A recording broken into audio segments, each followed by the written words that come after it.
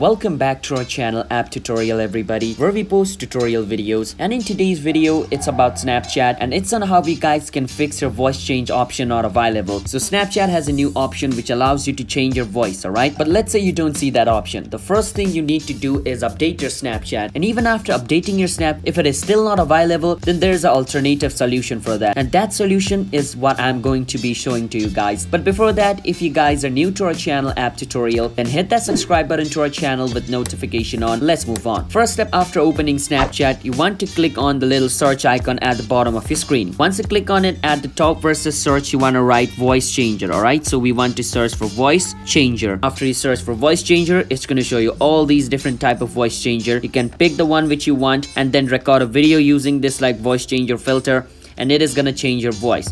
And after it changes your voice, you can upload it anywhere you want or send it to any friend you want. Alright, so this is the alternative method you can use if you guys don't see the voice changing option not available problem on your Snapchat. So if you guys found our video helpful, then don't forget to hit the like and subscribe to our channel App Tutorial for future solutions like this, and I'll be seeing you guys in my next video. Bye bye.